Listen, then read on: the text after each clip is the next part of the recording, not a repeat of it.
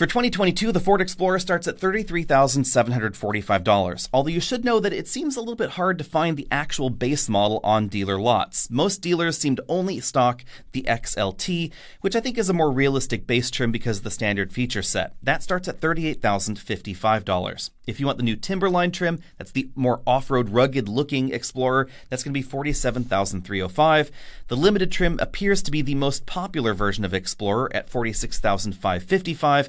The cheapest way to get the 3-liter twin-turbo engine is $48,245 in the ST trim, and of course we now get that same power output in the Platinum and the King Ranch trim.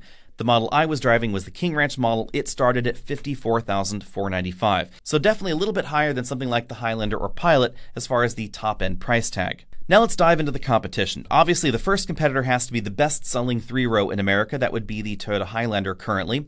It starts at $35,405. The main selling points of the Highlander continue to be high predicted reliability and the absolutely excellent hybrid system. If you're shopping for a hybrid 3-row crossover, I would absolutely buy the Highlander before I bought most of the other options, especially over the hybrid version of the Explorer. The fuel economy is better, the system is smoother, and again, the fuel economy, because that's what the hybrid models are all about. Over 30 miles per gallon very easily in the Highlander Hybrid, 35 to 36 miles per gallon if you treat it very nicely. If you check the hybrid option box, the tow rating is going to suffer a little bit, and winter traction is a little bit quirky because of that all-wheel drive system, but honestly, this is basically a no-compromises hybrid system, especially because Toyota prices it very aggressively. Now, on the downside for the Highlander, all models are going to have less legroom than the Explorer, they're going to have less cargo room as well, and third-row headroom is definitely more limited than the Explorer. So if you're regularly using that third row, you might want to get the Ford over the Toyota. Ford also has an advantage when it comes to sportiness. The base engine is going to be quicker 0 to 60, the optional engine is going to be much quicker 0 to 60, and the general feel of the Explorer is more connected and sportier out on the road than the Highlander.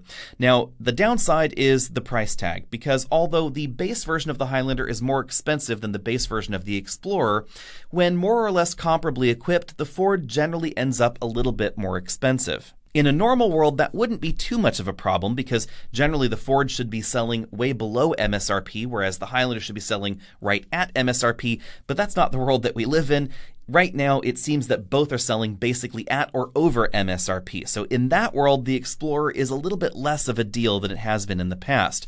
Also, you should keep in mind that the infotainment system in the dashboard, it does feel awfully small. Now, the rumor mill says that there's going to be a refreshed Explorer coming very soon, but I don't have any details on that just yet. So at the moment, the Highlander has the advantage when it comes to the infotainment system and just the size of the screen, the interface there that we have as well. It's not the latest interface from Toyota, the one that we see in some of the newer models like the new Sequoia, etc., but it's still perfectly serviceable, and the screen size is the big consideration for me there. Moving on, we have the Honda Pilot, which is definitely starting to show its age.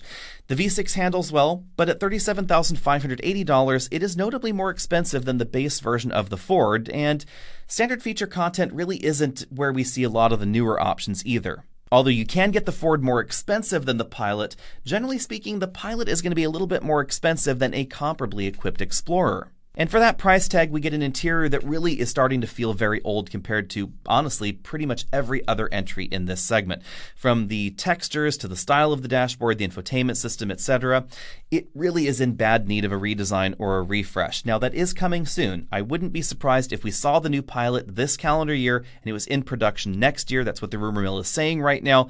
But at the moment, I would honestly get the Explorer over the Pilot. The Pilot also has a somewhat controversial 9-speed automatic transmission that isn't everybody's cup of tea. Handling is decent if you choose the all-wheel drive version, but a lot of folks are getting front-wheel drive, and if that's you, then I would honestly prefer the driving dynamics in the Explorer. And for most folks, the fuel economy in the Explorer, thanks to that 2.3-liter turbo, is going to be better than the Pilot as well. Our next option is the Chevy Traverse, because if you're looking for a big 3-row crossover, this should definitely be on your list as well. And big is definitely important to keep in mind. It is over 204 inches long, so it's not going to be quite as easy to park in some situations as the Explorer, or certainly as some of the smaller options like a Highlander or a Sorento.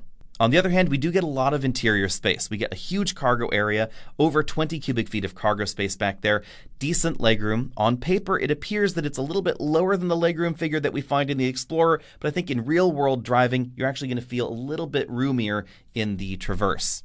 Now, the one downside to the Traverse's design is that even though we get reasonable legroom, third-row headroom is oddly pinched because of the way the rear end has been styled. It's not quite as square as the Explorer. Performance is acceptable, and Chevy has recently refreshed the Traverse to help keep the interior a little bit more up-to-date, but it does come across as sort of minivan in SUV clothes. I would describe performance as acceptable, but certainly not breathtaking. Acceptable but not breathtaking is also how I would describe the performance in our next competitor. That would be the Kia Telluride. This has been a very hot model in the United States.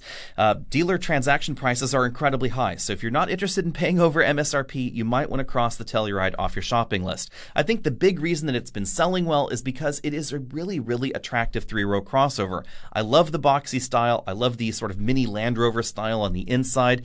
And for 2023, even though it's only been on sale for a short time, Kia has decided to bump things up to the next level, give the interior and the exterior a bit of a refresh. If you want features like a large twin LCD setup in the dashboard, one for the instrument cluster, one for the infotainment system, then you should wait for the new Telluride coming a little bit later this year. The big thing that Telluride has going for it is its base price. It starts at $33,090. It has a ton of standard equipment on that base model, and it's getting even more for 2023.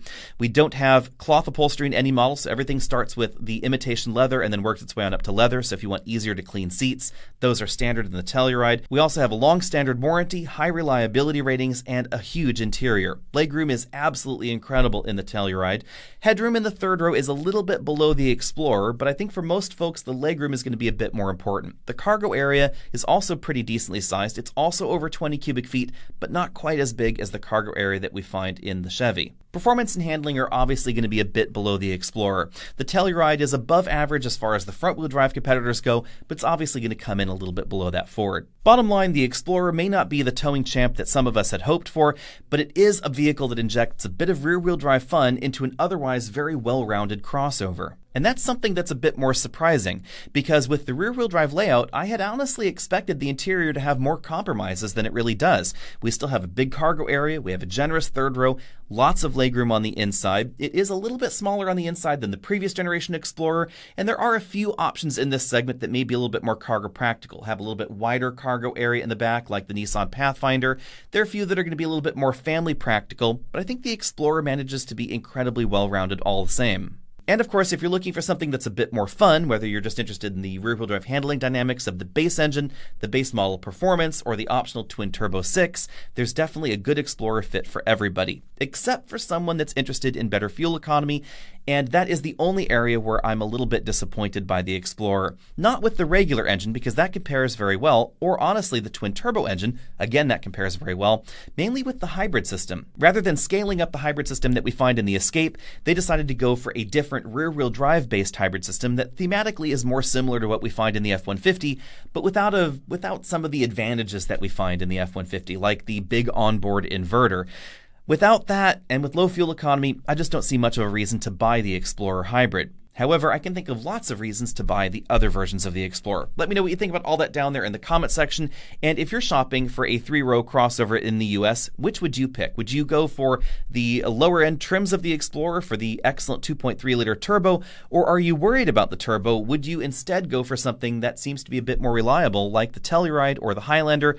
Or are you interested in fuel economy? In which case, I would say Highlander Hybrid all the way. Let me know what you think about all that. Find me over at Facebook, Instagram, all those other social places, and I'll see everybody next week.